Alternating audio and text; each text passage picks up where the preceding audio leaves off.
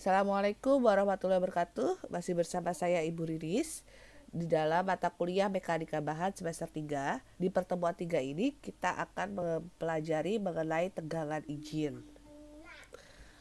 Jadi bahasan utama dalam pertemuan 3 kali ini yang pertama adalah perubahan volume. Yang kedua adalah tegangan dan regangan geser. Saya akan membahas kembali tegangan dan regangan geser. Kemudian yang ketiga adalah tegangan izin dan beban izin. Yang keempat adalah desain untuk beban aksial dan geser langsung. Nah, di sini bisa kita lihat bahwa perubahan volume dapat dihitung dari renggangan aksial dan lateral yang bisa kita lihat di gambar ini, di mana kita ambil dari sebagian kecil elemen. Jadi misalkan kita ngambil elemen yang ini ya, sebagai kecil elemen suatu bahan isotropik yang dipotong dari bahan yang mengalami tarik, misalkan daerah sini. Nah, kemudian dengan demikian kita bisa tahu nih volume akhir ya, atau V1 sama dengan ABC. Nah, kita lihat di sini kan ada A, B, dan C. C-nya di sini gitu kan ya, ABC dikali 1 plus epsilon dikali 1 min nu epsilon dikali 1 min nu epsilon sama dengan V0 dikali 1 plus epsilon dikali 1 min nu epsilon dikali 1 min nu epsilon, sehingga nanti kita dapatkan V1 sama dengan V0. Jadi perubahan volume atau V1 itu sama dengan perubahan volume awal dikali 1 plus renggangan dikurang 2 nu epsilon gitu kan ya. Sehingga nanti kita dapatkan perubahan volume sendiri adalah delta V. Nanti kan delta V sama dengan V1. Nah, ini bisa kita tuliskan bahwa perubahannya adalah delta V sama dengan nanti delta volumenya ya.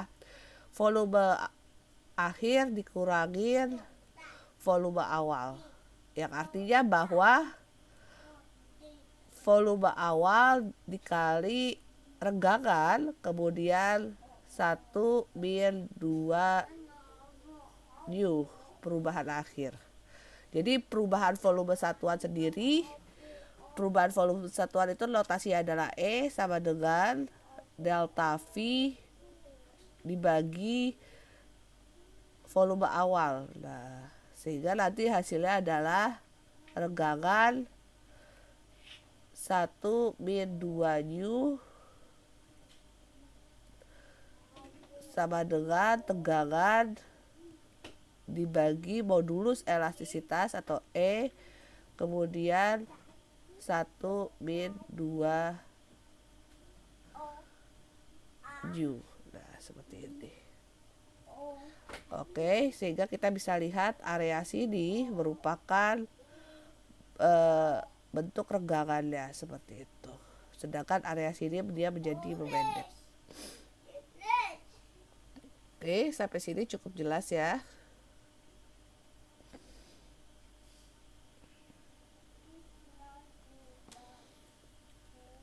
Nah, kita lihat lagi gambar yang ini ya. Gambar yang ini di mana konsepnya adalah tegangan dan renggangan geser. Jadi kita lihat, jadi sambungan dari samping ini dan sambungan dari samping itu menunjukkan bahwa adanya aksi tumpu dan tegangan geser gitu kan ya. Kalau kita lihat dari samping, dari samping terlihat bahwa kita bisa menggambar diagram benda bebas dari suatu baut nih, suatu baut. Jadi diagram 1, 2, dan 3. Jadi asumsinya itu bisa kita asumsikan rata atau terbagi rata dengan menghitung tegangan tumpu rata-rata atau sigma B. Nah, sigma B di sini, nah ini kita lihat, ini kan rata-rata sigma B sama dengan gaya yang bekerja FB dibagi FB itu artinya baut ya, B itu di sini baut. Sigma B sama dengan gaya yang bekerja FB dibagi dengan luas penampang baut itu sendiri atau AB, seperti itu. Sama sebenarnya rumusnya. Nah, kalau kita lihat gambar ini lagi di bagian C itu menunjukkan bahwa ada kecenderungan untuk menggeser baut di penampang ML, di ML, dan PQ-nya itu yang bawah di PQ. Dari diagram kita lihat MNPQ dari baut di gambar D terlihat bahwa gaya geser V bekerja pada permukaan potongan dari baut. Distribusi yang pasti dari tegangan ini itu belum diketahui atau tidak diketahui. Namun jumlah terbesar berada di dekat pusat dan menjadi nol di lokasi tertentu pada tepinya. Sebagaimana ditunjukkan pada gambar 3.2e seperti itu.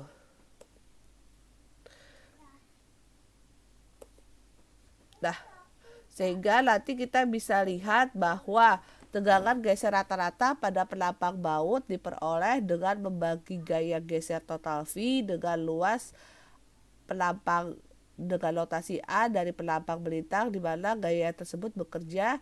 Bisa kita simpulkan bahwa di sini ada tau. Jadi kalau tegangan geser itu simbolnya adalah tau. Tau rata-rata sama dengan V per A. Jadi V itu adalah luas itu ya, volume ya, atau gaya geser total. Nah, gaya geser total terhadap volume V dibagi dengan luas penampang.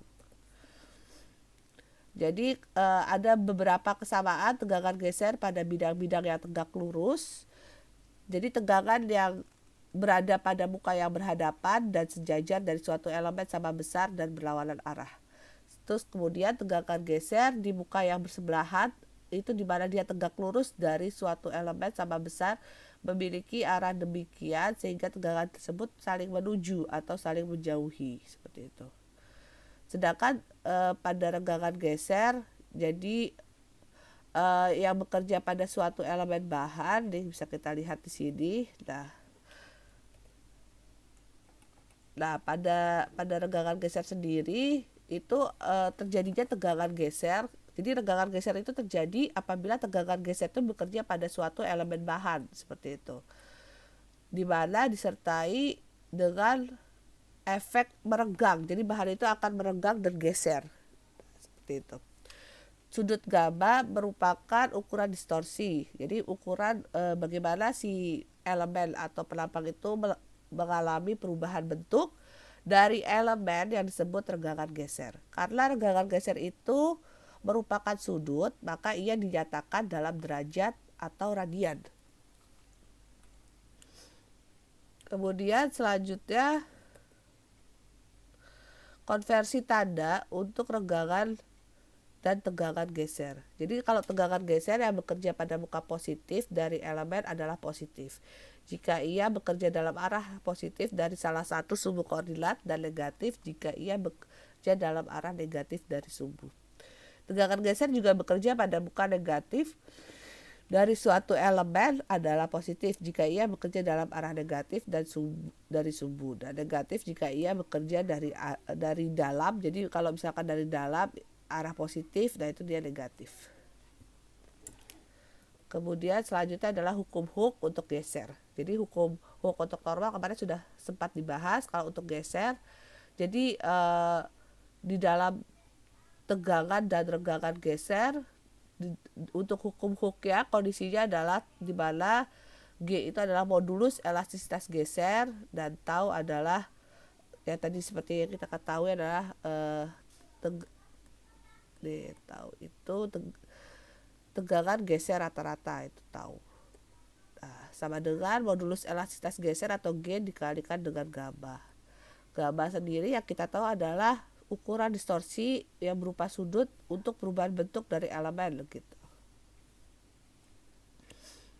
Sehingga nanti persamaan modulus elastisitas pada kasus tarik dan kasus geser kita bisa menyimpulkan dengan persamaan modulus elastisitas geser sama dengan modulus bahan dibagi 2 1 plus U itu yang seperti kita tahu adalah rasio Poisson, seperti itu. Selanjutnya sesuai dengan topik kali ini juga, kita juga tentunya membahas tegangan izin dan bebas izin. di mana sebenarnya tegangan izin dan bebas izin itu bagaimana suatu elemen mampu menahan beban yang nantinya disebut kekuatan. Kalau kalian kenal atau dengar istilah safety factor, nah itu adalah rasio aktual terhadap kekuatan yang dibutuhkan. Nah, jadi rasio kekuatan aktualnya itu terhadap kekuatan yang dibutuhkan. Nah, itu disebut faktor keamanan atau safety factor. Di mana SF sendiri atau faktor keamanan ini rumusnya adalah kekuatan aktual dibagi kekuatan yang dibutuhkan. Pastinya faktor keamanan itu harus lebih besar daripada nilai 1,0 jika kegagalan ingin dihindari. Maka dengan kita menerapkan faktor keamanan terhadap tegangan lulu atau kekuatan lulu, kita nantinya dapat tegangan izin atau tegangan kerja yang tidak boleh dilampaui dimanapun di dalam kondisi struktur. Jadi tegangan izin sendiri adalah tegangan luluh dibagi dengan faktor keamanan atau safety factor itu sendiri untuk tarik dan geser. Masing-masing sigma izin atau tegangan izin sama dengan sigma Y dibagi N1. Sama dengan tau izin, ini tau geser ya, sama dengan tau Y dibagi N2. Margin untuk safety marginnya atau margin keamanannya sama dengan N-1. Selanjutnya beban izin. Nah, hubungan dari beban izin sendiri dengan tegangan izin tergantung dari jenis struktur. Contohnya misalkan kita memiliki batang itu mengalami tarik. Nah, tegangannya itu memiliki distribusi terbagi rata di potongan melintang. Dengan catatan, gaya aksial resultan yang bekerja itu melalui pusat beratnya dari suatu penampang itu. Sehingga bisa dikatakan bahwa beban izin ini sama dengan tegangan izin sigma dikali luas penampang, notasinya A. Berarti ini sama aja bisa kita tulis bahwa tegangan izin ini sama dengan sigma dikali luas penampang. Nah, seperti itu. Oke. Untuk batang yang mengalami tarik dan tekan langsung, dengan catatan tidak ada tekuk ya, kita bisa simpulkan bahwa P izinnya sama dengan tegangan izin dikali luas penampang. Nah, tegangan izin ini adalah tegangan normal yang diizinkan gitu. Untuk sendi yang mengalami geser langsung akan berubah menjadi P izin sama dengan tegangan geser izin atau tau izin dikali luas di mana tegangan geser itu bekerja. Gitu. Kalau yang berada di sini adalah luas penampang, kalau ini adalah luas di mana, jadi hanya area di mana tegangan geser itu bekerja. Sehingga kita dapatkan rumus beban izin untuk tumpuan itu P izin sama dengan tegangan tumpu izin dikali luas proyeksi dari sendi dan permukaan lain di mana tegangan tumpu itu bekerja. Itu untuk tegangan tumpu. Kemudian ada desain untuk beban aksial dan geser langsung. Jadi kita harus mengetahui beban-beban yang bekerja berdasarkan luas elemen yang dibutuhkan. Sehingga bisa kita katakan bahwa luas yang dibutuhkan sendiri sama dengan beban yang disalurkan dibagi tegangan izin. Seperti itu. Sehingga nanti kita dapatkan area yang terbagi rata dan juga mempunyai tegangan yang nantinya akan terbagi rata satu sama lain area tersebut. Seperti itu. Terima kasih atas kesempatannya. Saya akan tutup. Assalamualaikum warahmatullahi wabarakatuh. Salam sehat dari Ibu Riris.